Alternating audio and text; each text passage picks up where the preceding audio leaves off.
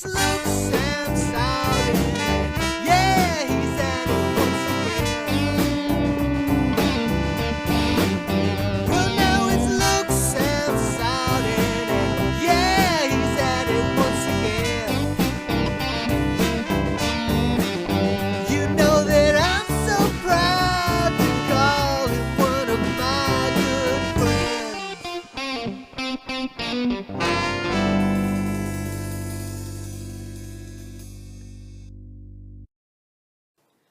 Hi guys, hope you're having a wonderful week.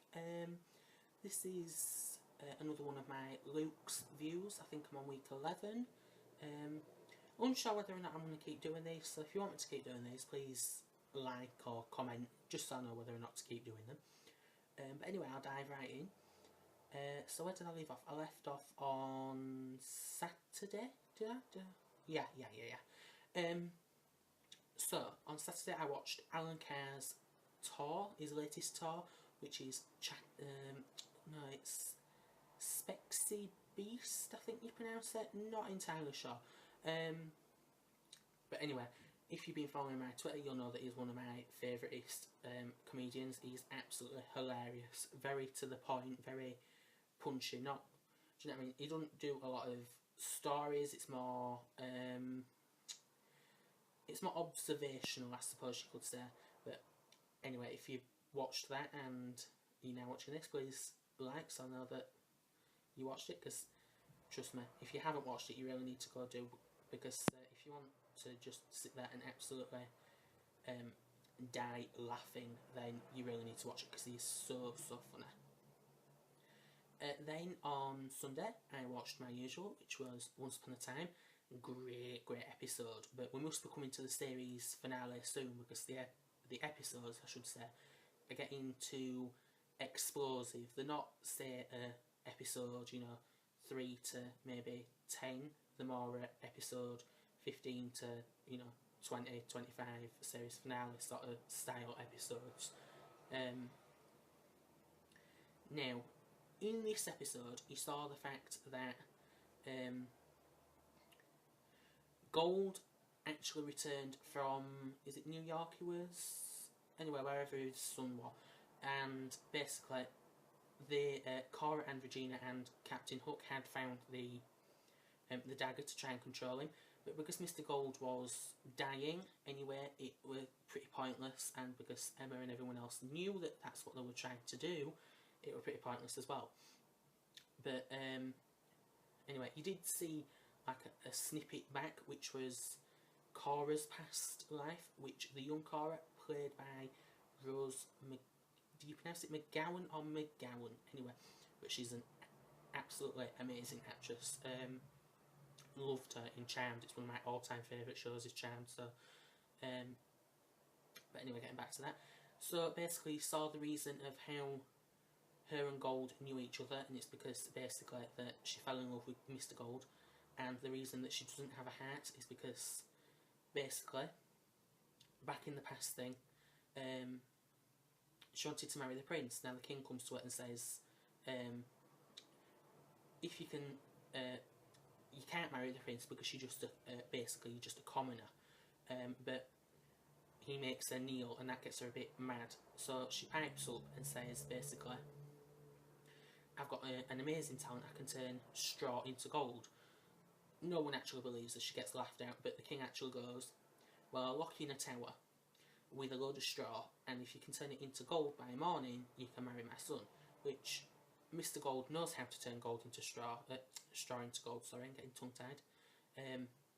So he teaches her, coincidentally, that's how they meet, they fall in love, and basically, the reason that she loses the heart is because she plans to take the king's heart. So Mr. Gold, naturally teaches her, his little apprentice, and basically, she goes to take the king's heart, but the king says, I know that you've been messing around with Mr. Gold, and basically, what she figures out is that rather than taking the king's heart, the king more or less says that love is a weakness, which is one of her famous quotes.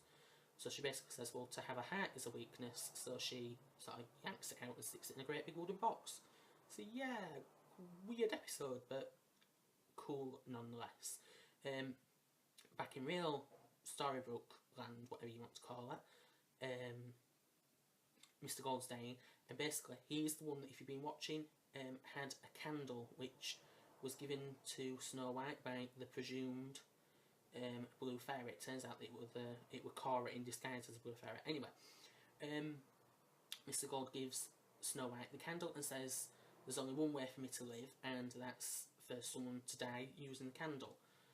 And he basically says, the easiest thing is probably to kill Cora. Now the only trouble is that to kill Cora, she doesn't have a heart. So what he says is, firstly, you need to find her heart and curse it. And she thinks that's really hard. And then she goes, yeah, that's the easy thing. Then you have to somehow find out how to get Cora's heart back in her body, because it's not in her heart. It's not in her body, sorry. So anyway, she goes along, finds the heart, which is locked in Regina's vault, and because Cora can sense that someone's near her heart, because obviously it's an organ, do you know what I mean, you can sense that someone's near it, Regina goes to look, and basically what Snow White has sneakily done is she's cursed it and stood there waiting for Regina, given her the heart and said, basically, I know that your mum don't love you because her heart's here. If she loved you, why would her heart be encased here? So that sort of like tricks Regina into putting Cora's heart into her body, and then, yeah, Cora dies, which is good because I've never been so happy for a character to die. But there you go. Basically, the little cliffhanger of the episode is the fact that now Regina's out for revenge. So this episode this week will be absolutely amazing. Then next we have, I'm aware this video is going to be majorly long, so I'll try to talk quicker. Next we have Fashion Police, which, if you've been watching, it's the little panel show with Kelly Osbourne and Joan Rivers. She's so bitchy, it's so funny. I think they had 2 wrestling twins as guests. I'm not entirely sure who they were, but there you go. Good episode nonetheless. Then Monday, didn't really watch it because if you've been watching the previous video, you'll notice that I went for my eyes testing, and when I go for my eyes testing, I get a major headache, so yeah, I didn't really feel like watching TV. Then Tuesday, watched one of my favourite shows, which was CSI New York, new series beginning. Now in past episodes, you saw that Mac got shot, and in this episode, the series beginning episode, you basically saw the past 6 months, him rehabilitating himself, getting himself back together. Yeah, so that was that. Then I watched, New Tricks. Love what the BBC are trying to do with New Tricks, because it's getting more powered, more, do you know what I mean, more crime based. It's a bit strange unless you've watched that. But this one was the shipping container owner that basically was trying to traffic drugs. It is one of a 2-parter, which continues this week, so yeah, great episode, because it turns out that Brian sort of gets disqualified and can't work, but then all the others decide to take a trip to Gibraltar so that they can figure out other things, and basically he's found following them. Basically right at the end, I'm aware I keep saying basically a lot, Brian and Jerry get locked in a shipping container about to go into the sea. So yeah, not a good thing. Then on Wednesday I watched The Closer, and in this one it was the one where a woman had got killed and sexually abused, and basically, so yes, I said it again, the person that did the crime basically got found in a tree. Now it turns out that along the lines he's done about 3 other crimes, and yeah, you see it's a very strange episode. You have to keep following it, otherwise, because if you miss a second of it, you will go, huh, what on earth happened there? But it turns out that his partner in crime is actually his lawyer, and before they realise that he's a lawyer, they're basically doing a deal with both of them that he's only going to get, I think it's 4 years and paroled, and the lawyer's not actually going to get get charged with anything, because they can't actually establish that he's committed the crime. So yeah, it's a very gripping episode, so I recommend watching that. Then on Thursday, I watched Britain and Ireland's Next Top Model. Now this one was a good episode, because this one was the little fashion quiz, and yeah, for people that are working in a fashion show, I know more fashion things about it, and I seriously don't know fashion things. So that was very funny. Then it was a snake episode, which was basically they had to do a photo shoot with a snake, and yeah, I wasn't really impressed because a lot of them didn't really do well. And what annoyed me is the one that I thought was going to go out didn't go out. One of my favourite ones that I did actually like went out, which I'm a bit annoyed at. But there you go. Then in Don't Just Be in Apartment 23, it was the one where after James had basically crashed out of Dancing with the Stars, they decided to take him all on basically a bender, you know, do you know what I mean, a drinking thing.